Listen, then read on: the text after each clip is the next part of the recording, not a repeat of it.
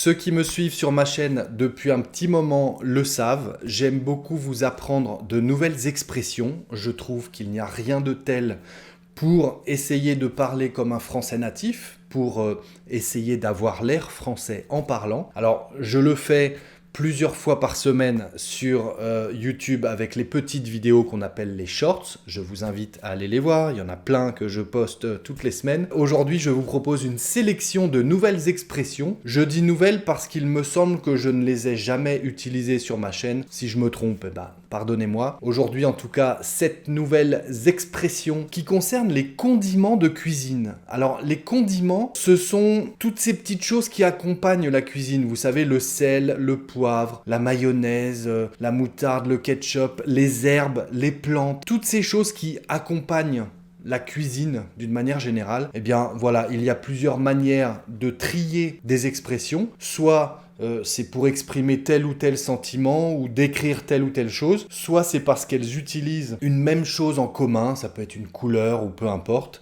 Eh bien, les expressions du jour utilisent des condiments de cuisine. Vous allez mieux comprendre, aujourd'hui je vous en propose 7. On prend un papier, un crayon, un petit peu de concentration comme d'habitude et on revient juste après ça.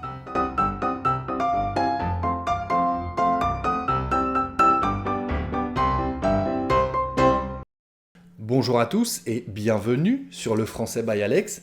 Alors, dans cette leçon, je vous invite à activer les sous-titres. Je les ai corrigés, donc n'hésitez pas, de sorte à voir comment s'écrivent les expressions et tout ça. Je vous invite, si ce n'est pas déjà fait, je sais que vous êtes nombreux à profiter de ce service, à devenir membre de la chaîne en cliquant sur le bouton « Rejoindre » ou en cliquant sur le lien dans la description de la vidéo. Devenir membre de la chaîne, dès le premier abonnement mensuel, vous pouvez recevoir les transcriptions automatiques de chaque nouvelle leçon par email.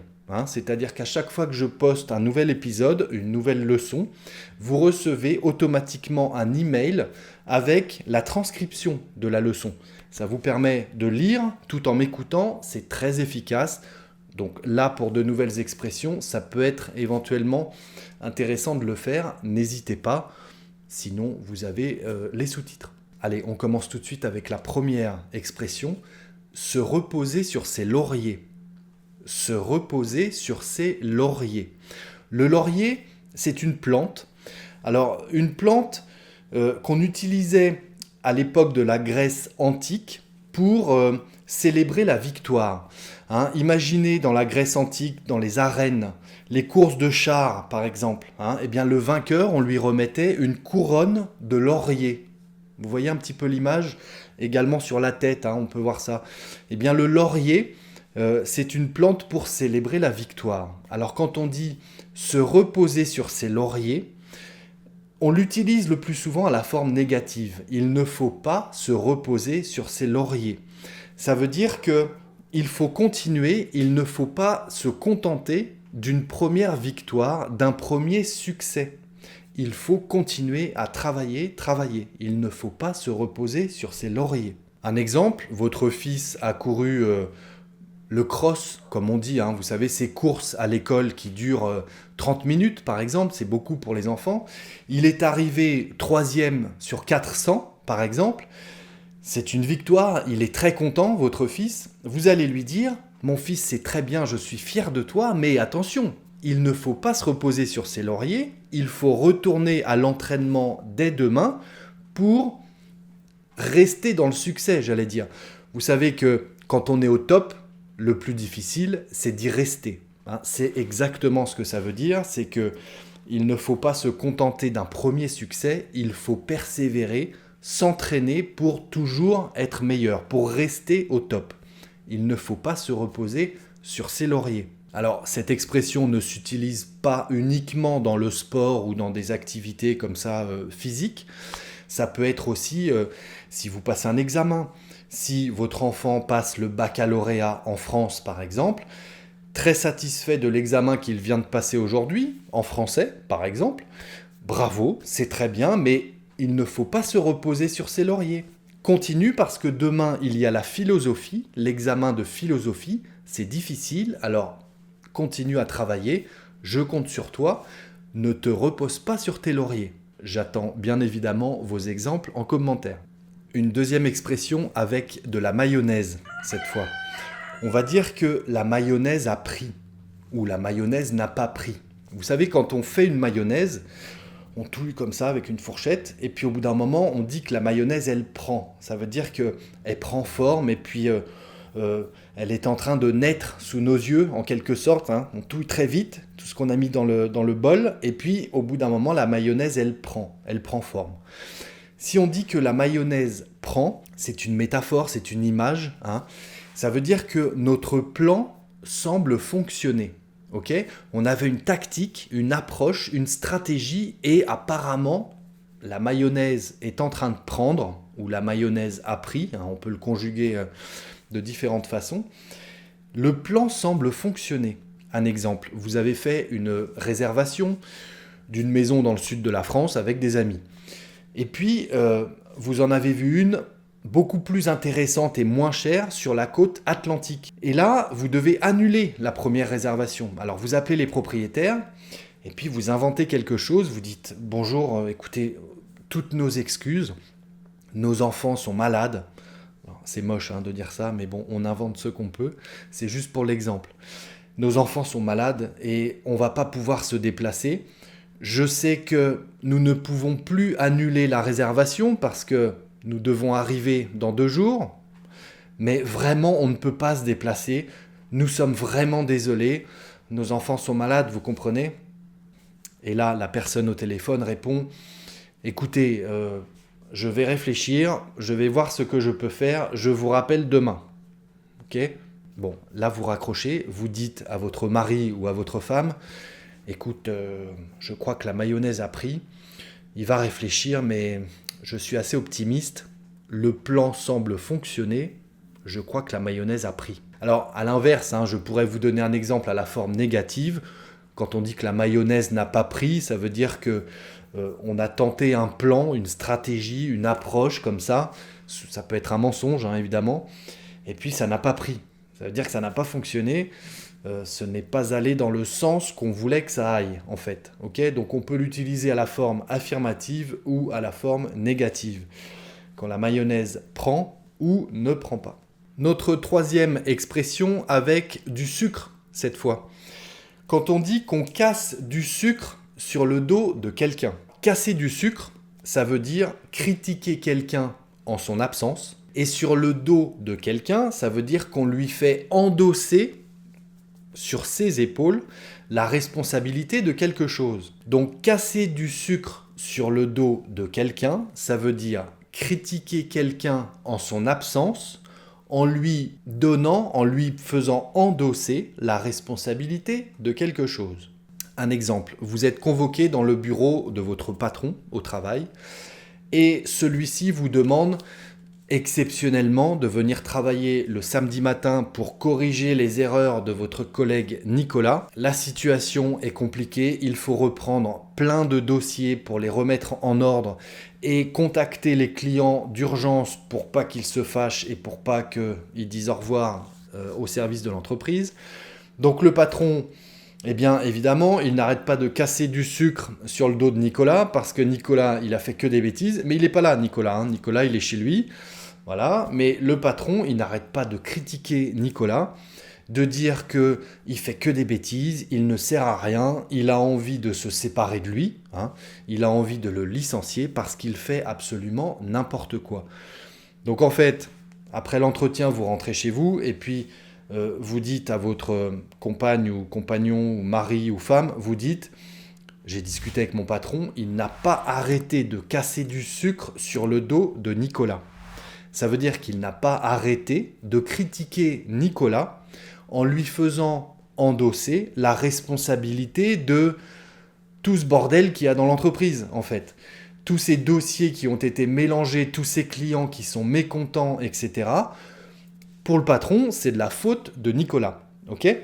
Donc il n'a pas arrêté de casser du sucre sur le dos de Nicolas. Quatrième expression, avec de l'huile. Jeter de l'huile sur le feu. Alors, je ne sais pas si vous avez déjà essayé, moi non, mais on le voit en cuisine. Si vous avez une cuisine au gaz par exemple, Si vous renversez un petit peu d'huile, ou alors dans la casserole, comme ça vous secouez la casserole, il y a de l'huile dedans.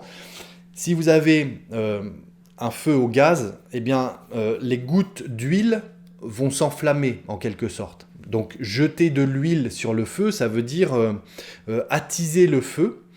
Et d'une manière imagée, ça veut dire pousser à la dispute. En rajouter pour que les choses empirent. Jeter de l'huile sur le feu. On imagine un feu qui brûle déjà, si on jette de l'huile dessus, eh ben, les flammes vont être encore plus grandes. C'est exactement l'image que ça représente. Un exemple, vous marchez dans la rue avec votre ami et deux automobilistes, donc deux voitures, deux automobilistes sont descendus et se disputent et beaucoup de bruit dans la rue, ils sont à deux doigts de se taper dessus, enfin c'est n'importe quoi. Votre ami, il y va pour dire « mais je t'ai vu, tu as grillé le stop, tu ne t'es pas arrêté au stop, c'est pour ça que la voiture a tapé, etc.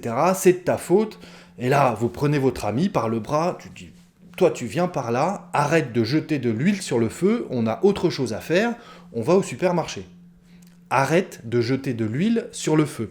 Ça veut dire arrête de te mêler de ce qui ne te regarde pas, laisse-les tranquilles, ne pousse pas à la dispute, n'attise pas les choses, n'en rajoute pas, allez viens, on y va. Arrête de jeter de l'huile sur le feu, ça ne te regarde pas. Encore une fois, j'attends évidemment vos exemples dans les commentaires, les amis. 5e expression avec du sel. Le sel sur une plaie. Vous savez, une plaie, c'est quand on se fait mal et qu'il y a du sang, par exemple, que la peau est ouverte, on appelle ça une plaie. Si vous mettez du sel sur la plaie, ça brûle, ça fait mal, ça fait encore plus mal, en fait. Ça creuse la plaie. Et c'est pas très agréable, c'est même pas du tout agréable. Eh bien, il y a une expression qui dit « il ne faut pas mettre du sel sur la plaie ». En fait, l'expression réelle, c'est « mettre du sel sur la plaie ». Alors, c'est imagé, évidemment, ça veut dire ne pas empirer la douleur de quelqu'un, ne pas augmenter la souffrance de quelqu'un. Votre meilleur ami vous rend visite et vous explique que son chéri l'a trompé avec quelqu'un d'autre. Donc c'est fini, leur relation est terminée, ça faisait 3 ans qu'ils étaient ensemble, c'est fini, donc elle pleure, elle est triste, et puis c'est la fin du monde, etc., etc. Et puis un copain est assis à côté, dit à votre meilleur ami, oui, oh, tu sais, il n'a jamais été fidèle, il a eu beaucoup d'autres petits amis, mais bon, ça tu ne le savais pas. Alors ça c'est très intelligent, évidemment, d'avoir un copain comme ça dans ces cas-là, hein. Et puis là, vous lui dites, non mais arrête de mettre du sel sur la plaie, c'est n'importe quoi, tais-toi. Ne mets pas du sel sur la plaie comme ça. Ça veut dire, n'augmente pas sa souffrance, c'est complètement débile. Tu gardes ça pour toi, et puis voilà, tant pis, mais ne mets pas du sel sur la plaie. 6e expression, encore une fois avec du sucre. Il y a beaucoup d'expressions avec le sucre. Quand on dit se faire sucrer quelque chose, se faire sucrer quelque chose, ça veut dire se faire dérober quelque chose, se faire voler quelque chose. Alors, on ne va pas parler d'objet, c'est souvent quelque chose d'abstrait. Si dans la rue, vous vous êtes fait voler votre vélo, on ne va pas vraiment dire « je me suis fait sucrer mon vélo ». Se faire sucrer quelque chose, c'est, pour moi, je pense, quelque chose d'abstrait. Ce n'est pas un objet, c'est quelque chose d'abstrait que vous aviez acquis et que vous avez perdu d'un seul coup. Que vous vous êtes fait voler, mais encore une fois, ce n'est pas un objet. Je vais prendre l'exemple d'un repos au travail. Vous aviez demandé à avoir le lundi de repos pour avoir un week-end prolongé, samedi, dimanche, lundi. Vous aviez demandé à être en repos le lundi. Le patron vous appelle le vendredi précédent et vous dit « Écoutez, je suis désolé, j'ai 2 collègues à vous qui sont malades, qui sont en arrêt maladie. J'ai besoin de vous lundi, il faut que vous alliez travailler lundi. » Donc là, vous n'avez pas vraiment le choix, vous dites « Bon bah ok, je serai là lundi », vous raccrochez et vous dites à votre femme, à votre mari, vous dites « Bon ben, je me suis fait sucrer mon lundi, il y a 2 absents, il y a 2 malades au bureau, donc il faut que j'y aille lundi. Je me suis fait sucrer mon lundi, désolé ma chérie, mais je ne peux pas faire autrement. Je me suis fait sucrer mon lundi. » Encore une fois, j'attends un de vos exemples dans les commentaires. La 7e et dernière expression du jour, on va rester avec du sucre, figurez-vous. Quand on dit on n'est pas en sucre, alors l'infinitif c'est ne pas être en sucre. Quand on dit on n'est pas en sucre ou tu n'es pas en sucre, ça veut dire tu n'es pas fragile. On n'est pas fragile, ça va, on n'est pas en sucre, hein, on n'est pas fragile. Un exemple, vous partez le dimanche en randonnée et il se met à pleuvoir, il y a un orage qui arrive, et alors là c'est la tempête, vous êtes en dessous, vous êtes dans la montagne en train de marcher et vous êtes sous l'orage, sous la pluie. Et votre ami n'arrête pas de se plaindre. « Oh, je le savais, on aurait dû rester à la maison. On savait très bien qu'il y a un orage qui arrivait. Regarde, je suis toute mouillée, je suis trempée. » Et là, vous dites « Ça va, on n'est pas en sucre, hein, on va survivre, on va pas fondre sous la pluie, on n'est pas fragile, on va survivre. Allez, on n'est pas en sucre, on n'est pas fragile, quoi. » Voilà, c'est tout pour aujourd'hui, les amis. 7 expressions à utiliser. Ce ne sont pas forcément des expressions familières, encore moins vulgaires, donc allez-y, utilisez-les autant que vous voulez. Je sais que vous saurez en faire bon usage. Merci d'être resté jusque-là. N'hésitez pas à jeter un œil à ma page Patreon, ceux qui souhaitent soutenir mon projet, soutenir mon travail, et pourquoi pas ceux qui souhaitent recevoir des cartes postales chaque mois ou des livres, des magazines de ma part. Voilà, je propose différents abonnements. N'hésitez pas à aller voir ma page Patreon. D'ici la prochaine leçon, je vous dis travaillez bien, restez concentrés les amis, prenez soin de vous et à très bientôt sur le Français by Alex.